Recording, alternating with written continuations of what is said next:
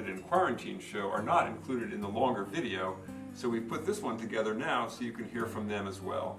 First we hear from Sylvia J. Denger, who lives in Watsontown, a first-time exhibitor at the Exchange, but a long-time exhibitor in other venues in our region. Tears of Our Sisters. The inspiration for this piece came from two Bucknell lifelong learning classes, Northwest Coast Indian Tribes and The Life and Artworks of Louise Nevelson. Horrific news stories of kidnappings, murders, and treatment of indigenous women have been printed and talked about, but with all the focus on the virus and protest this past year, the plight of our sisters seems lost. The feathers, stones, sage, and horse are meaningful in the cultures of our native people. As we raise our heads out of this quarantine, we realize more strongly than ever, all lives matter. A New Dawn.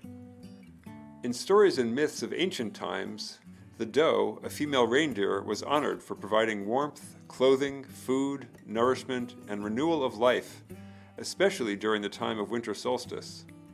In the past year, women have been able to make their mark in medicine, business, and politics more than ever before. A New Dawn honors all women. That I chose the color purple, it stands for royalty. It makes me very happy after seeing our new Vice President take her oath of office on Inauguration Day. Teabag art. Painting on used tea bags takes a lot of patience. How the paint will flow or not is always a surprise. The paper, frames, and tea bags are all recycled. It is a fun project and my small gift to the environment.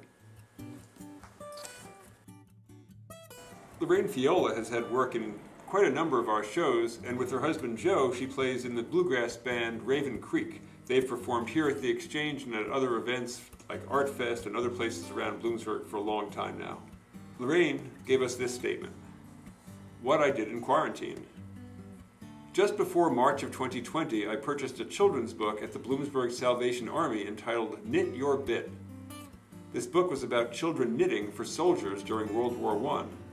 It was based on a real knit-in event that took place in Central Park, New York City in the year 1918. At the back of the book, it mentioned that you can still knit for charity, and that opened up a whole new world to me. I went online and found many organizations that have knitting for charity projects. I had a craft room full of yarn, and the fun began. I have knitted and crocheted hats, mittens, and scarves for several organizations, one being Warm Up America from Texas. Children's blankets for the Linus Project, scarves for Operation Gratitude saying thank you to our service people, clothes for the Rescue Mission for Men in Indiana, hats for cancer patients in California, handmade soap bags for the homeless, and currently I'm working on making blue hats for bullying with yarn from the Lion Yarn Company. My supply of yarn is getting low, but I plan on continuing this endeavor even after this pandemic is over. This is just one example of something good coming out of something not so good. We can all do something.